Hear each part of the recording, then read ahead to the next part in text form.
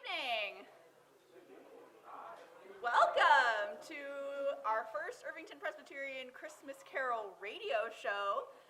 Thank you so much for joining us. You may have noticed when you came in, Linda and I mentioned that there's not going to be an intermission, so if you didn't get snacks, drinks, popcorn, or something, go ahead and grab it now. We do appreciate if you are not actively eating or drinking that you keep your masks on so that we continue to be as safe as possible. Nobody wants to get sick over the holidays.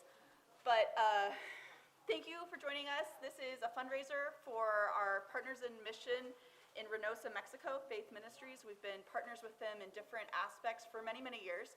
And over the past couple years, we haven't been able to travel, but we do still want to support them. And we thought this might be a fun and creative, festive way to support the people that we really want to continue the programs and ministries that they've been doing.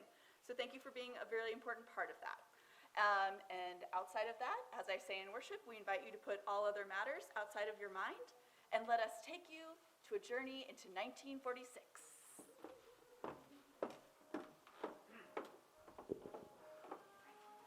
Welcome, ladies and gentlemen, to the WIPC radio station in Irvington, Indiana.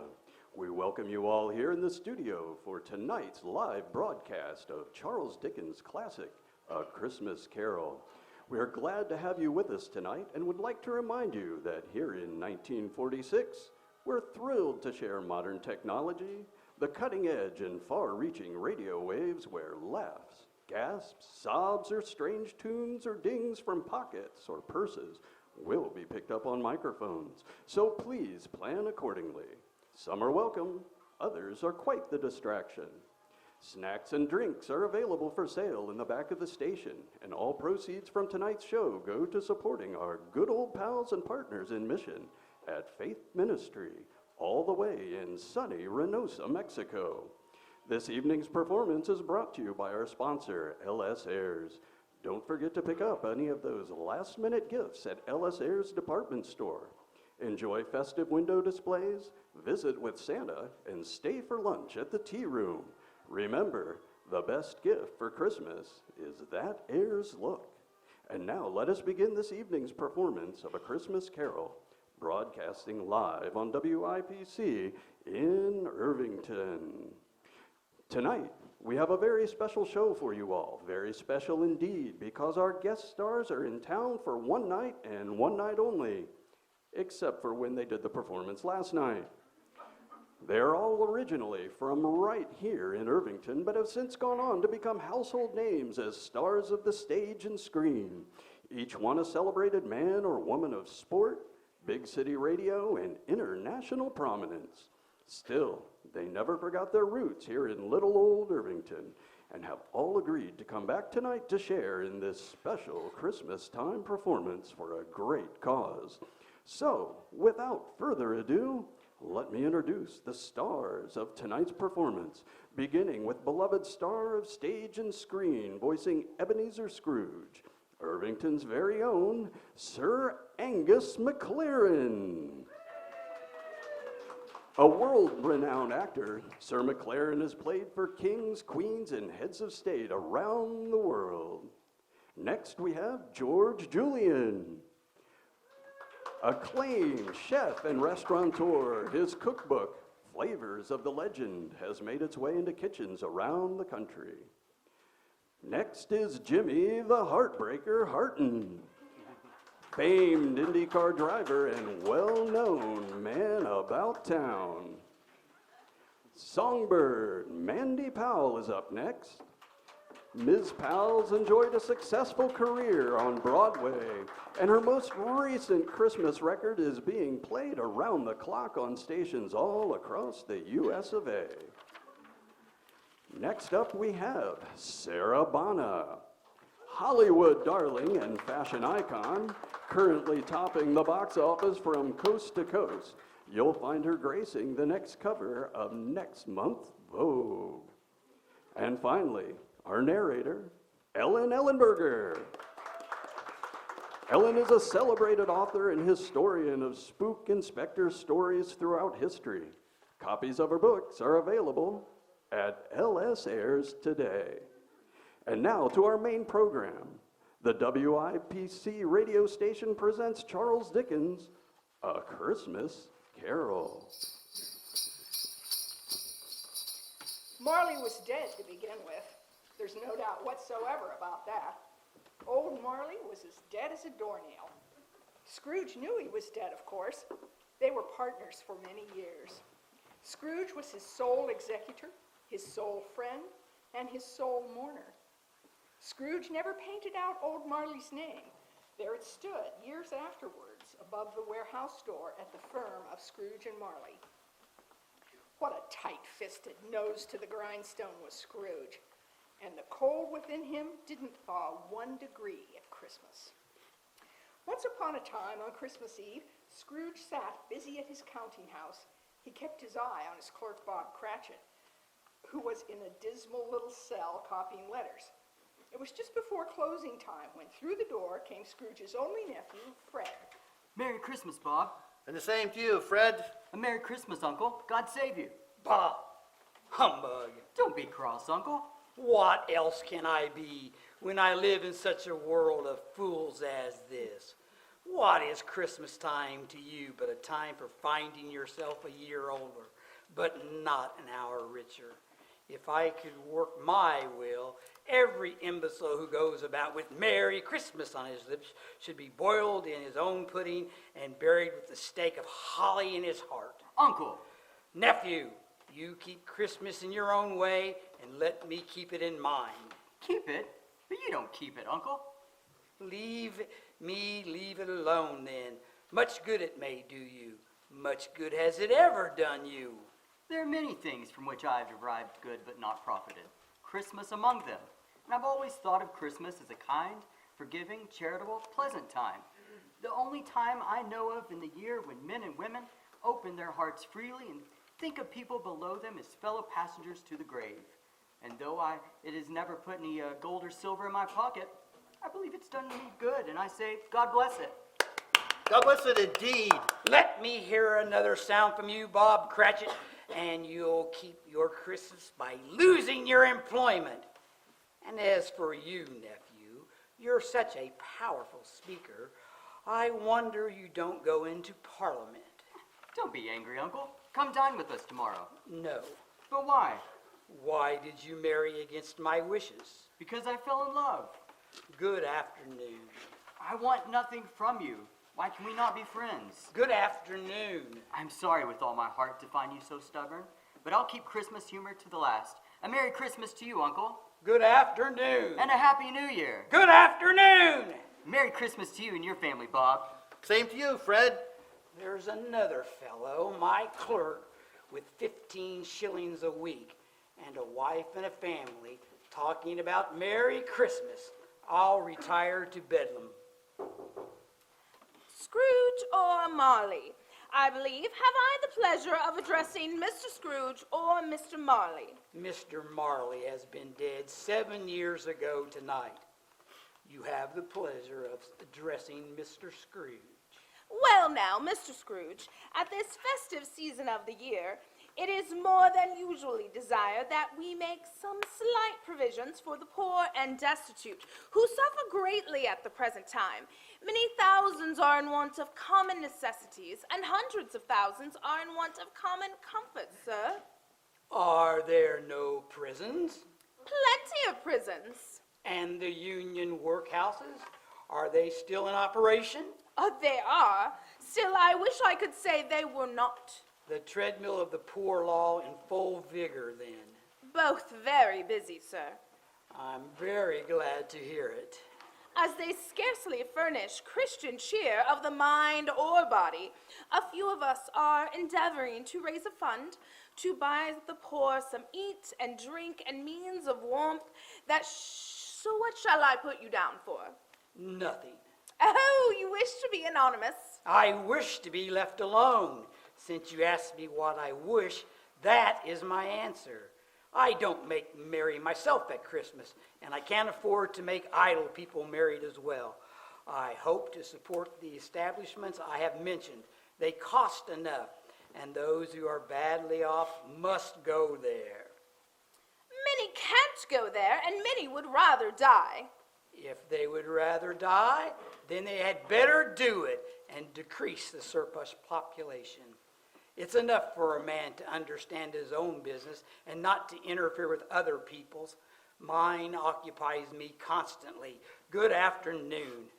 Well, Show the woman the door, Cratchit. Yes, sir. This way, please. It would please me greatly if I might contribute tuppence to your charity. Cratchit!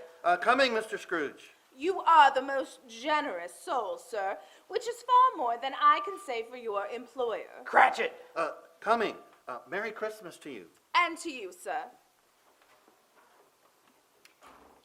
God rest ye merry gentlemen, let nothing you What in heavens now?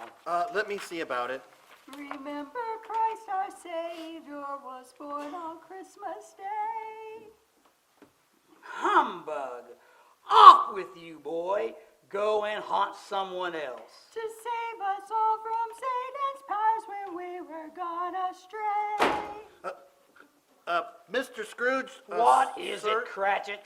Well, it's near closing time, sir, and I wanted to ask if You wanted to ask about taking off all day tomorrow, I suppose. if quite convenient, sir. It's not convenient, and it's not fair. It's only once a year. A poor excuse for picking a man's pocket every 25th of December. But I suppose if you must have the whole day, be here all the earlier the next morning. I will, sir. You can count on me. Good day.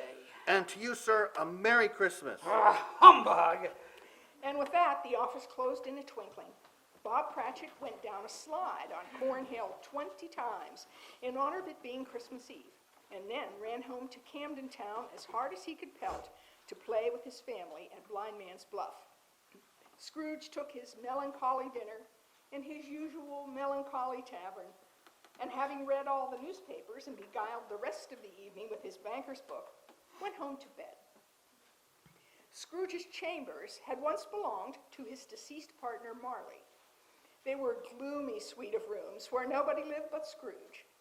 There was nothing at all particular about the knocker on the door. Scrooge had seen it there each and every day. But when Scrooge put his key in the lock of the door, he saw in the knocker Marley's face. Its livid color made it horrible. As Scrooge looked at this phenomenon, it became a knocker again. Startled, he walked in and closed the door with a bang. He sat before the fire to take his gruel.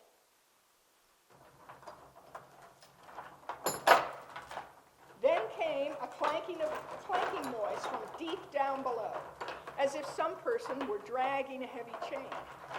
And then the noise became louder, as if from the floor below. Then coming up the stairs. Then straight to his door. It's humbug still. I won't believe it. Then, without pause, through the door came the ghost of a man, covered in long chains wound about him. A chain of cash boxes, keys, padlocks, ledgers, and heavy purses wrought in steel. Ebenezer Scrooge! How now? What do you want with me?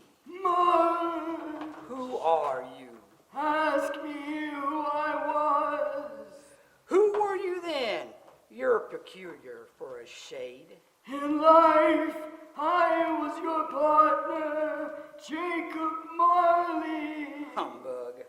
You don't believe in me. I do not. Why do you doubt your senses? Because a little thing affects them, a slight disorder of the stomach. You may be an undigested bit of beef, a crumb of cheese, a bit of undone potato.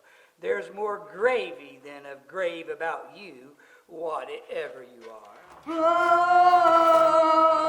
Mercy! Dreadful apparition! Why do you trouble me? Man of the worldly mind, do you believe in me or not? I do. I must. But why do spirits walk the earth? And why do they come to me? It is required of every man that the spirit within him should walk abroad among his fellow men and travel far and wide. And if that spirit goes not forth in life, it is condemned to do so after death. It is doomed to wander through the world and witness what it cannot share, but might have shared on earth and turned to happiness. Oh! Why are your feathered chains, Jacob? I wear the chains I forged in life. I made it link by link and yard by yard. Would you know the weight and length of the strong coil you carry yourself? Because it was heavy and as long as this 7 Christmas Eves ago, you have labored on since. Speak comfort to me, Jacob. I have none to give. I cannot rest. I cannot stay. I cannot linger anywhere in life. My spirit never journeyed beyond the narrow limits of a money-changing hole, and weary journeys lay before me. You must have been very slow about it, Jacob. 7 years dead and traveling all this time, you might have gotten over a great quantity of ground in 7 years. Oh, captive, bound, and double-ironed, not to know that no space of regret can make amends for one's life's opportunities misused. But you were always a good man of business, Jacob. Mankind was meant to be my business.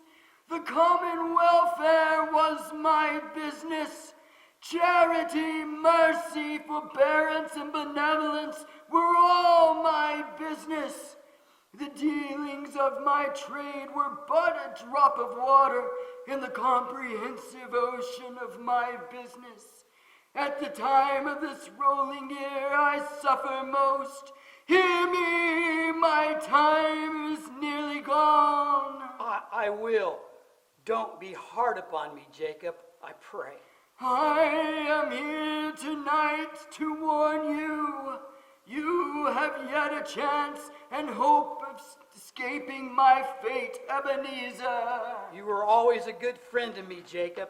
Thank you. You will be haunted by 3 spirits. Is that the chance and hope you mentioned? It is. I think I'd rather not.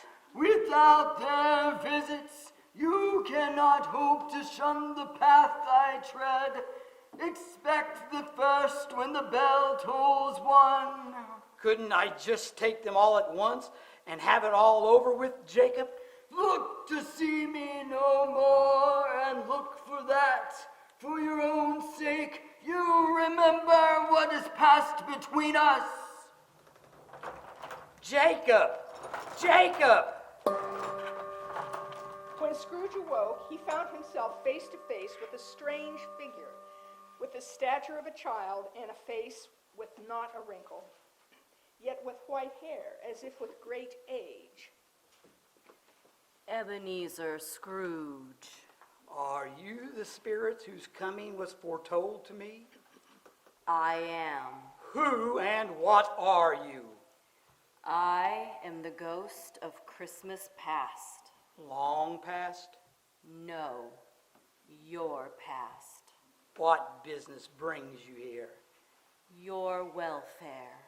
I am much obliged, but a night of unbroken rest would have been more conducive to that end. Your salvation, then. Take heed. Walk with me. Oh, no, not out the window. I'm not a spirit. I am but mortal, and then liable to fall. But a touch upon my hand, and you shall be upheld. Come. Where are we, Spirit? Where are you taking me? Do you recognize this place? Oh, good heavens, I do. I was a boy here. That was my schoolhouse. Your lip is trembling. And what is that upon your cheek? It is but a blemish. Lead me where you will. Do you recollect your way to the school? Remember it? I could walk it blindfolded. Strange to have forgotten it for so many years. Let us go on. The school is quite deserted. A solitary child, neglected by his friends, is left there still. Yes, I know that poor boy. I was so lonely. I wish, but it's too late now. What is the matter? Nothing. There was a boy singing Christmas carols at my door last night. I should like to have given him something, that's all. Ebenezer! That's my sister, Fan. Dear Fan. I have come home to bring you home, dear brother. Home, little Fan? Yes, home for good, and forever and ever. Father is so much kinder than he used to be. Home is like heaven. He spoke so gently to me one night when I was going to bed that I was not afraid to ask him once more if you might come home, and he said, yes, you should. And he sent me in a coach to bring you, and we are all to be together and have the merriest Christmas in all the world. Oh, you're quite a woman, little Fan. Come with me, dear brother. Oh, boy. Always a delicate creature, whom a gust of wind might have withered, but she had a large heart. So she had. You're right. I'll not gainsay it, Spirit. God forbid. She died a woman and had, I think, children. One child. True, your nephew. Yes, Fred. Come, let us see another Christmas. Do you know this warehouse, Ebenezer? Know it. I apprenticed here. And look, it's my old master Fezziwig. Bless his heart, and hosting one of his Christmas parties. Yo-ho there, Ebenezer. Dick. Dick Williams, bless me. There he is. Dear, dear friend. Yo-ho, my boys. No more work tonight. Christmas Eve, Dick. Christmas, Ebenezer. Let's have the shutters up before a man can say Jack Robinson. Clear away, my lads, and let's have lots of room here. Hi-ho, Dick. Cheer up, Ebenezer. Merry Christmas, one and all. Dance and be lively now. And Mrs. Fezziwig herself.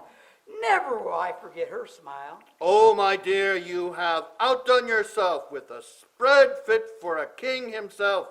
May I have this dance, my love? Why, you may have each and every dance, my love. Look, there. It's Belle. Sweet Belle. So beautiful. Ebenezer, dance with me. And how we could dance. Was she your love? My one, my only. When was the last time you danced, Ebenezer? It has been years in the least, so long ago I can hardly remember. What?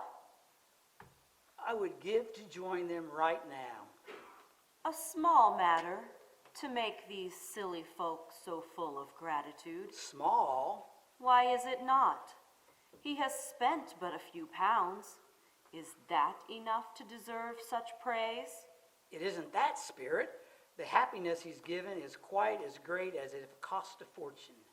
What is the matter? Nothing peculiar. Something, I think. No, I should like to be able to say a word or two to my clerk just now. That's all. Ebenezer, dance with me. Can't you see I'm busy now? No, Spirit, spare me this. There are tears in her eyes. I matter little to you, very little. Another idol has replaced me, What idol has replaced you? a golden one. There is nothing which gives you such passion as money. Dear Belle, that's not fair. I'm afraid it is. When we were engaged, we were both poor. Was it better? better then? Better to be poor?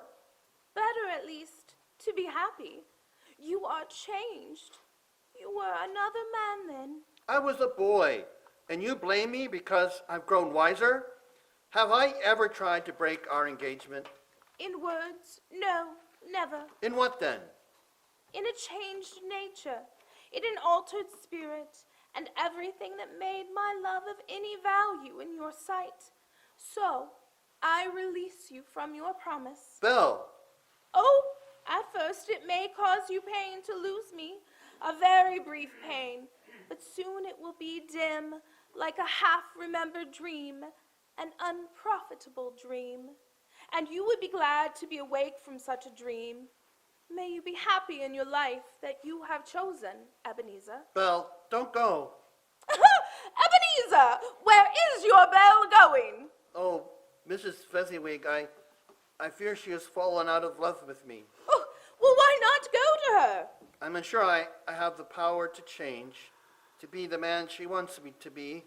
Time flies, my boy, and we must hold on to those we love. I fear it is too late for that. Oh, my dear, it is never too late. Perhaps she has returned to the party. Let us go and see. No, but thank you. I have my accounts to return to. Oh, suit yourself, my dear. I wish you nothing but happiness. Spirit, why do you delight to torture me? I show you only the shadows you must see. Tell me, Spirit, whatever became of my fair Belle? Years have passed. Belle has married.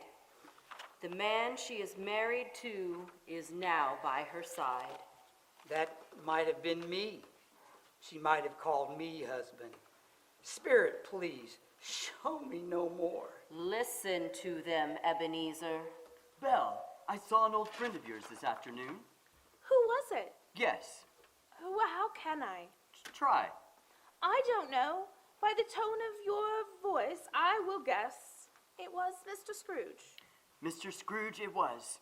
I passed his office window. It wasn't shuttered, and there was a candle inside, so I could scarcely help seeing him. His partner lies upon the point of death, I hear, and there he sat alone. Quite alone in the world, I do believe he is. Spirit, remove me from this place. I told you these were the shadows of things that have been, that they are what they are. Do not blame me. Remove me. I cannot bear it. Leave me. Take me back. Haunt me no longer. The WIPC Playhouse production of Charles Dickens' A Christmas Carol will return after a word from our sponsor. Say, this has been exciting so far. We'll see what happens next with Scrooge in a moment, but right now I want to tell you about an exciting adventure you can have every morning. Your own steaming hot cup of sweet chocolate-flavored Ovaltine. Everybody likes a good hot drink to start the day. Ovaltine is the right hot drink for children at breakfast, and it tastes so good, too. It's a good hot drink for you, and it's also good for your children, too. Now, a boy we know was called Mopey Joe because he didn't like his breakfast, so his mom was sad, and his dad was mad. At school, Joe's marks were kind of bad. But a neighbor who had that trouble, too, told Joe's mom just what to do. Ovaltine, yes. A hot drink like Ovaltine, along with breakfast, is a spark plug for the day. Now that Joe has Ovaltine, breakfast is a different scene. At school, his marks are better too. At play, he's got that zippity-doo. That's the way to start the day. We're sure that you'll love its rich chocolatey flavor. Ask Mom to start your day with Ovaltine. Do you remember the game you used to play when you were little? To play a trick on somebody, you would have something behind your back and say, which hand do you choose? Perhaps long ago, there were women who might have asked you more seriously, which hand do you choose? Then showing two very different hands, one smooth and lovely, the other rough and red. Those women were taking the famous Lux test of dishwashing soaps. The lab test proved no woman need have rough and red dishpan hands. For 20 minutes, 3 times a day, each woman would put one hand in a dishpan full of Lux suds, the other in suds with another well-known dishwashing soap. After weeks of this, Lux hands were smooth and lovely. The others were rough and red. You see, there's a big difference between new Quick Lux Flakes and other ordinary suds. Lux contains no harmful alkali, nothing to dry or irritate the skin. Why not change to new Quick Lux for your dishes today? Ladies, take it from some of Hollywood's brightest stars, like Deanna Durbin and Deborah Carr. To keep your hands smooth and soft, it takes Lux Flakes, available at LS Airs. And now, let's get back to our story as we return to the WIPC Playhouse production of Charles Dickens' immortal classic, A Christmas Carol.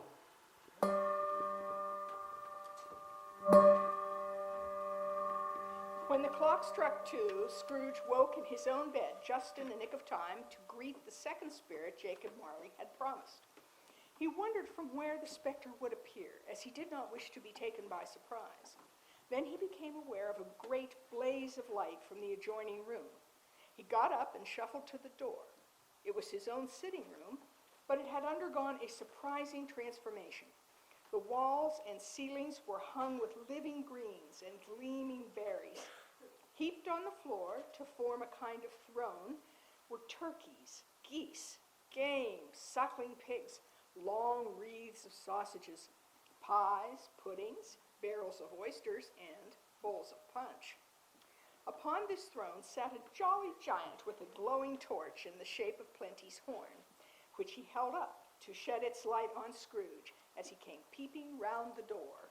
Come in, Ebenezer, and know me better, man. Who are you? I am the ghost of Christmas present. Look upon me. You've never seen the like of me before. Never. You're different from the other spirit. You are tall, almost a giant, and that great torch you carry. Its light pours into the homes of rich and poor alike. Spirit, take me where you will. Last time I went against my will, and I learned a lesson which is working now. If you have anything to teach me, let me profit from it. Touch my robe and we're off. Where have you brought me, Spirit? To a humble dwelling on a humble street. It's humble enough. Yet there is happiness there. Who are all those people, Spirit? The women and children. They are the family of your clerk, Bob Cratchit. His wife lays the table for their Christmas dinner. In there, assisting her, is her son, Master Peter Cratchit. Oh, I see. I take it you've never before laid eyes on them? I have not. Listen to what they say, Ebenezer. Whatever has got your precious father then, and your brother, Tiny Tim, and Martha. Martha weren't as late this last Christmas Day by at least half an hour. Here is Martha, Mother. Hurrah, that's such a goose, Martha. Why, bless your heart alive, my dear Martha, how late you are. We had a deal of work to finish up last night and had to clear away this morning, Mother. Oh, never mind, as long as you are here now. Sit down by the fire, my dear. Where is Father? Father's at church with Tiny Tim. They'll be along. How is dear Tim, Mother? Is he any better? Some days I think he is, but others I'm not sure at all. You mustn't think but the best, dear Mother. We do what we must to keep our spirits high. Father's home. And Tiny Tim, too. Here they come. Merry Christmas, everyone. Martha, dear, we are so glad to have you. Merry Christmas, Father. Merry Christmas. Oh, how did little Tim behave in church, Bob? As good as gold and better. I hope that people got to see me there. Well, why do you say that, Tim? Because I hope that if they saw my crutch, it might be pleasant to them to remember upon Christmas Day who made lame beggars walk and blind men see. Oh, bless you, my son. Oh, Mother, is it time for dinner? nice. Are we going to Okay, eat? all right, everyone to the table. Now, make sure you get the Oh, applesauce. such a and- goose. oh. I do not believe there's ever been such a tender and flavorful goose cooked in all the days of the world. And oh, what a wonderful pudding! Bob, will you say grace? Yes, of course, dear. Spirit, tell me what will happen to Tiny Tim. Will he live? I see a vacant seat in the corner and a crutch without an owner, carefully preserved. Oh, no, kind spirit. Say he will be spared. If these shadows remain unaltered by the future, the child will die. Amen. Amen. A Merry Christmas to us all, my dears. God bless us. God bless us, everyone. And now, dear family, a toast to Mr. Scrooge, the founder of the feast. The founder of the feast, indeed. I wish I had him here. I would give him a piece of my mind to feast upon, and I hope he'd have a good appetite for it. My dear, the children, it's Christmas Day. Well, it should be Christmas Day, I'm sure, on which one drinks the health of such a odious, stingy, hard, unfeeling man as Mr. Scrooge. You know he is, Robert. Robert, no one knows it better than you do, poor fellow. My dear, it's Christmas Day. Well, I'll drink to his health for your sake, and the day's, not his. Long life to him, a Merry Christmas and a Happy New Year. He'll be very merry and very happy, I have no doubt. God bless him, Mother, and everyone. Merry Christmas, Merry We Christmas. have but one more stop, Ebenezer. This is the house of my nephew Fred. Your dear sister's only son. She died while giving birth to him. He took her from me, Spirit. And you've always held that against him, have you not? Well, Spirit, it's not so simple as, why have you even brought me here? Listen and see, Ebenezer. He said that Christmas was a humbug. He believed it too. More shame for him, Fred. They talk of me. He's a comical old fellow, that's the truth. Not as pleasant as he might be, but his offenses carry their own punishment, and I've nothing to say against him. I'm sure he's very rich. At least you always tell me so. What of that, my dear? His wealth is of no use to him, for he does no good with it. And I assure you, he has no such plan to benefit us with it. Laugh if you will, but I have no patience for him. Oh, I have. Why ever so? I'm sorry for him. I couldn't be angry with him if I tried. Who suffers by his ill whims? Himself, always. Here, he won't accept our invitation to come and dine with us. What's the consequences? He loses a dinner. Indeed, he loses a very good dinner. Well, of course, dear. And I'm very glad to hear it, because I haven't great faith in these young housekeepers. What do you say, Topper? A bachelor is a wretched outcast who has no right to express an opinion on the subject. Oh, now, Topper. Oh, do go on, Fred. Finish what you began to say. I was going to say that the consequences of his not making merry with us is that perhaps he loses some pleasant moments. I give him the same chance every year, whether he likes it or not, for I pity him. He may rail at Christmas till he dies, but he'll find me going there year after year to share my good tidings, if it only puts him in the vein to leave his poor clerk 50 pounds. Now, Fred, I think we've heard quite enough of the poor old devil. How about a lighter mood? A parlor game, perhaps? All right, let's play yes or no. How do we play it? It's quite simple.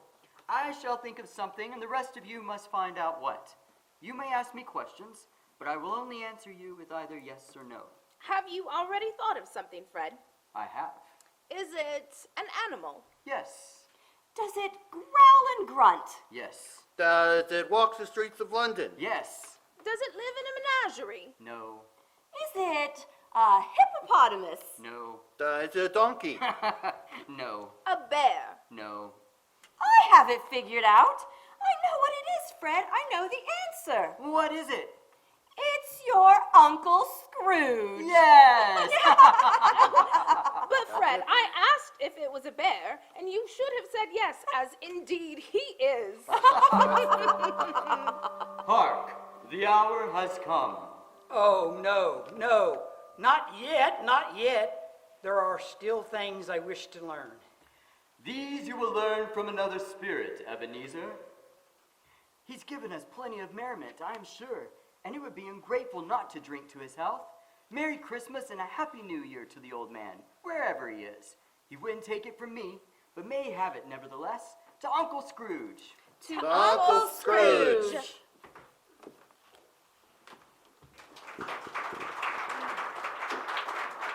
The WIPC Playhouse production of Charles Dickens' A Christmas Carol will return after a word from our sponsor. Ladies, the makers of Fitch's shampoo and cream wash have perfected a new and exclusive product, Quinoil Hairdressing. It is made from a new formula containing 5 luxury oils. Use a few drops daily to help protect your hair against wind and water. Quinoil keeps your hair in place all day long and glossy looking, yet it is not sticky and will not stain pillows or upholstery. Ask your hairdresser to apply Fitch's Quinoil Hairdressing, or get the 6-ounce bottle for only 33 cents at your local drugstore. Don't let a curl fall out of place this Christmas season. Fitch's Style and Shine. Say, Tommy, have you sent in your letter to Santa yet? Boy, if I ever. And what did you ask Santa for this year? I asked for a genuine Lionel train set. Smart boy, Tommy. Everyone knows that when it comes to Christmas gifts this year, Lionel trains are the tops. With magna traction technology, you control how fast the trains go, and you can speed them up and slow them down. It's almost like being the conductor of your very own locomotive. And Lionel trains are fun for all ages. Yes, the young and the young at heart agree that Lionel trains make a boy feel like a man, and a man feel like a boy. Get yours today, just in time to fill Santa's list. Lionel trains available now in the toy department at LS Airs. And now, we return to the final act of the WIPC Playhouse's production of A Christmas Carol. When we last left Ebenezer Scrooge, he was awaiting the arrival of the third and final spirit as foretold by the ghost of Marley. Out of the darkness came a solemn phantom, draped and hooded, drifting toward Scrooge like a mist along the ground, slowly, gravely, with an air of gloom and mystery. Shrouded in a black garment, concealing its head, face, and form, nothing of it visible, save one outstretched hand. Its presence filled Scrooge with solemn dread. Am I in the presence of the ghost of Christmas yet to come? You are about to show me shadows of things that have not happened, but will happen in the time before us. Is that so, Spirit? Ghost of the future, I fear you most of all. I know your purpose is to do me good, and I am prepared to bear your company. Will you not speak to me? Lead on, lead on. The night is waning fast, and it is precious time to me. I know. Lead on, Spirit. Oh, I have so much to I know this I must place, get to the grocery. Spirit. This is the exchange. I do business here. I know these people. Of what do they speak? No, I don't know much about it. Either way, I only know he's dead. Well, when did he die? Last night, I believe. Why, what was the matter with him? I thought he'd never die. God knows. Well, what has he done with his money? I haven't heard. I left it to his company, perhaps? He hasn't left it to me. That's all I know. It's likely to be a very cheap funeral, for upon my life, I don't know anyone who would go to it. Suppose we make up a party and volunteer? Well, I don't mind going if a lunch is provided, but I must be fed, or I'd rather just stay home. Well, I'm most disinterested. But when I come to think of it, I'm not sure that I wasn't his most familiar friend. For we used to stop and speak, and whenever we met. Well, Old Scratch has got his own at last. Cold, isn't it? Seasonable for Christmas time. You're not a skater, I suppose? No, my wife is a skater, but it's not my fancy. You must bring your wife around in the new year. I would say she would like to go. Of whom do they speak, Spirit? Can you not tell me? Why do you not speak, Spirit? Where are you going, Spirit? I shall follow, lead on. The phantom led Scrooge into an obscure part of town which reeked with crime, filth, and misery. I have never seen this place before, Spirit. And what on earth is that wretched smell? Do you not smell that, Spirit? Have you even a nose to smell? Far in this den of infamous repute was a low-browed shop where iron, old rags, bottles, and bones were brought. Its floor scattered with rusty keys, nails, chains, and refuse iron. Secrets that few would like to scrutinize were hidden in mountains of unseemly rags, fat, and bones. Sitting among his wares was the shop's proprietor, a rascal who went by the name of Old Joe. As Scrooge and the Phantom entered the shop, Old Joe was laughing and transacting business with A laundress. A charwoman. And an undertaker's man. Let the charwoman be first. Let the laundress be second. And let the undertaker's man be third. Look here, Old Joe. Here's a chance. If we haven't all met here without meaning at all. You couldn't have met in a better place. You were both made free of it long ago, you know, and the other two ain't strangers. And I'm sure there's no such old bones here as mine. Every person has a right to take care of themselves. Lord knows he always did. Who's the worse for a loss of a few things like these? Not a dead man, I suppose. No, indeed not. If he wanted to keep him after he was dead, wicked old Screw, why wasn't he kinder in his lifetime? If he had been, he'd have somebody to look after him when he was struck with death, instead of lying gasping out his last there, alone by himself. It's the truest words ever were spoken. Open that bundle, Old Joe, and let me know the value of it. Speak out plain. I'm not afraid to be the first, nor afraid for them to see it. Aye, let me see your plunder then, man. It's not extensive, I must say. A seal or two, a pencil case, a pair of sleeve buttons, and a brooch of no great value, is that all? It's a lot worth closer inspection, certainly. Certainly not. I'll give you half a crown. Are you bloody serious? Yeah, I wouldn't give you another sixpence if I'd be boiled in oil for doing it. Now, who's next? Now feast your eyes on my booty, Old Joe. Make with it. Some sheets and towels, a little wearing apparel, two old-fashioned silver spoons, and a pair of sugar tongs, and a few boots. I always give too much to the ladies. It's a weakness of mine. That's the way I ruined myself. But I'll give you 3 crowns. And now undo my bundle, Joe. What do you call this? Bed curtains?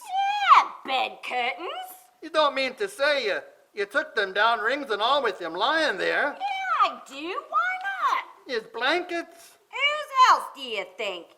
He isn't likely to take cold without 'em, I dare say. Yeah, well, I hope he didn't die of anything catching. Don't be afraid of that. And you may look through that shirt till your eyes ache, but you won't find a hole in it. It's the best he had, and a fine one, too. They'd have wasted it putting him in him to be buried in, to be sure.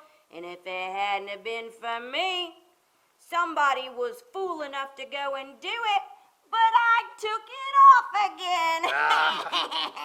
Here's your money, the lot of you. This is the end of it, you see. He frightened everyone away from him when he was alive to profit us when he was dead. Spirit, Hey. I see. The case of this unhappy man might have been my own. My life tends that way now. Merciful heavens, why is this? Spirit, this is a fearful place. I'm leaving it. I shall not leave its lessons, trust me. Let's go. I understand you, and I would do it if I could, But I have not the power, Spirit. I have not the power. Is there any person in this town who feels emotion caused by this man's death? Show me that person, Spirit. I beseech you. Spirit, why am I brought here again to the house of my clerk? I see now. It's not the same. Why is it so very quiet here? Mother, please. Oh, my child, my little son, Tim. I loved him so much. He was so small. Oh, Mother dear, you mustn't. It's almost time for Father to be home. Don't let him see you crying. Yes, of course, Martha. You are right. He's late tonight. He walks slower than he used to. And yet I've known him to walk very fast indeed when he had Tiny Tim on his shoulders. So have I, Mother. But he was light to carry, and his father loved him so much that it was no trouble at all. Father! Bob! Good evening, my dear. I'm sorry to be late. I hope you didn't worry. You're here now, Bob. We're fine. I went to the churchyard today. I wish you could have gone with me. It would have done your heart so good to see how sweet and green a place it is. But you'll see it often. I promised him, yes, I promised Tiny Tim, that we'd walk there on Sunday. My little Tiny Tim, I loved him so. Oh, that's cruel, Spirit. Can you give me one way of hope that I may change all that Tiny Tim may live? Spirit, something informs me that our parting moment is at hand. I know it, but I don't know how. Spirit, help me. Who is that man that died? Is there no one to mourn the poor creature? No one to follow him to his grave? Perhaps they'll give him a green grave at least, like poor Tiny Tim. Perhaps. Spirit, where are we now? Merciful heavens! A churchyard overrun by grass, weeds, and God-forsaken crumbling gravestones. Spirit, before I draw near to that stone to which you point, answer me one question. Are these shadows of things that will be, or shadows of things that may be? Will you not speak to me, Spirit? What is the grave to which you point? What is the name upon it? Ebenezer Scrooge. Ebenezer Scrooge! Oh no, Spirit, hear me. I am not that man I was. Why show me this? I am past all hopes. Your nature intercedes for me and pities me. Assure me that I yet may change the shadows you have shown me by an altered life. Good Spirit, tell me that I can change these dreadful shadows that you've shown me. I'll honor Christmas in my heart and try to keep it all the year. I live in the past, the present, and the future. The spirits of all three shall strive within me. I will not shut out the lessons that they teach. O Spirit, tell me that I may sponge away the writings on the stone. I beg of you, Spirit, I beg of you. God rest ye merry gentlemen, let nothing you dismay.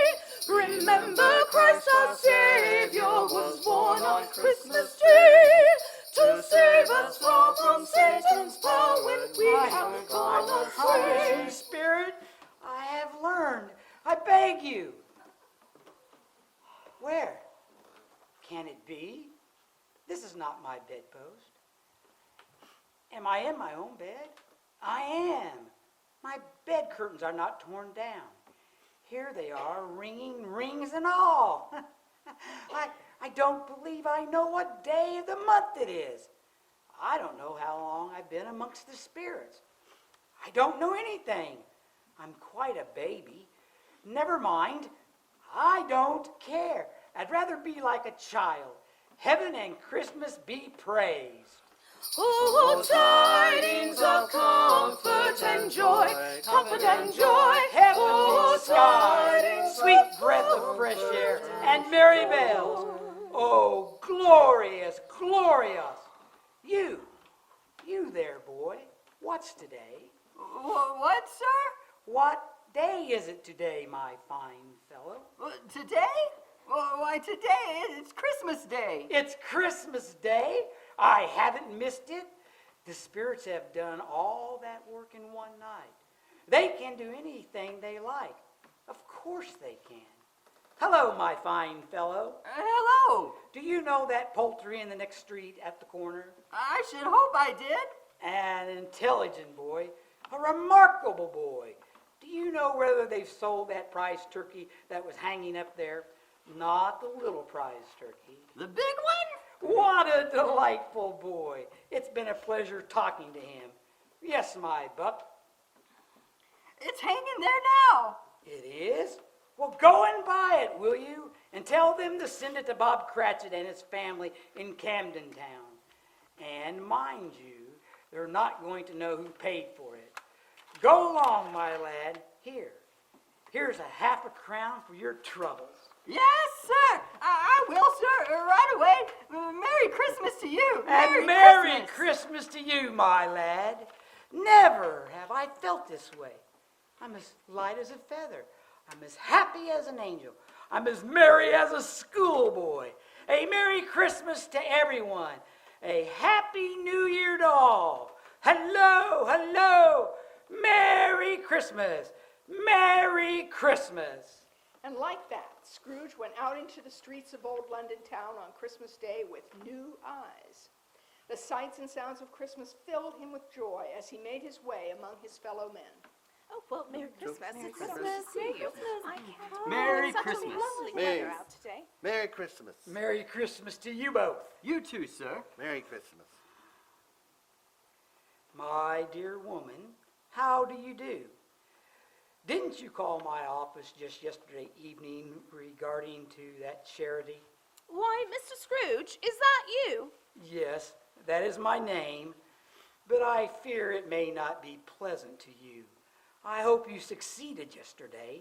It was very kind of you to allow me to ask your pardon. And will you have the goodness to accept the sum of, I would prefer to whisper this. Lord bless me, my dear Mr. Scrooge, are you serious? I am, and not a farthing less. A great many years back pay are included in it. I assure you. Will you do me this favor? My dear sir, I don't know what to say to such benevolence. Don't say anything, please. Will you come and see me? I will indeed. Thank you. I am much obliged to you. I thank you 50 times. Bless you, and Merry Christmas. Soon, Scrooge found himself at the doorstep of his nephew Fred and his wife. Filled with new love and appreciation for his only nephew, Scrooge could hardly contain his eagerness for their reunion. The spirits had shown him all the time and occasion for celebration that he had blinded himself to. Scrooge was eager to make amends for the years of disregard and to begin anew. May I help you, sir? Is your master at home, my dear? Yes, sir. Where is he? I must speak to him. He's in the dining room, sir, along with the mistress. I'll show you upstairs, if you please. Thank you. He knows me. I'll go in here, my dear. Now, just a moment, sir. It's my business to announce those who come calling. Oh, very well. You may tell Fred that his uncle is here to wish him a very Merry Christmas. Why, bless my soul. Who is that? It's I, your Uncle Scrooge. I have come to wish you a very Merry Christmas. Why, uncle, and a very Merry Christmas to you as well. Thank you, nephew. I would very much like to accept your kind invitation to join you for dinner. I'm delighted. You're always welcome here, uncle. Thank you, dear Fred. I must make one other stop and will return to join you shortly. We look forward to it. As do I, nephew, as do I. And quickly, Scrooge was off again into the streets. for he had little time to waste and much he hoped to accomplish. And so he went forth for his next and most important stop this Christmas Day. Now, children, come, Someone's at the house, Mother. well, whoever could that be? I'll answer it. Is this the Cratchit home? Yes, it is. Whatever have you got there? It's a delivery. Look, it's a turkey. Who would send us such a gift? I'm not to say, but it's all paid for and it's all for you. Merry Christmas. Who in the Oh, world? well, Merry I've Christmas. never Thank seen you such so a- much. This is wonderful. I've never seen such a turkey. Why, it's bigger than me. The Cratchit family prepared their Christmas feast, and the centerpiece was the prize turkey sent to them by an unknown party. As they were just about to say the blessing and partake in the meal, Tiny Tim noticed someone standing outside the window. Look, who is it? Let me see. Well, Bob Cratchit, what do you mean by taking today off? Oh, I'm sorry, Mr. Scrooge. It's only once a year. Now, I'll tell you what, my friend. I'm not going to stand for this much thing any longer. And therefore, I'm about to raise your salary. Oh, Mr. Scrooge. Oh, are you quite yourself, sir? No, thank heavens, I'm not quite myself. Merry Christmas, Bob. And I intend to help you and your family for many Christmases to come. Merry Christmas, Mr. Scrooge. Merry Christmas. Come in. That's simple. And Scrooge was better than his word. He did it all and infinitely more. And to Tiny Tim, who did not die, he was a second father. He became as good a friend, as good a master, and as good a man as the good old world knew, or any other good old city or town in the good old world. And it was always said of him that he knew how to keep Christmas well, if any man alive possessed the knowledge. May that be truly said of all of us. And so, as Tiny Tim observed, God bless us, everyone. God bless us, everyone.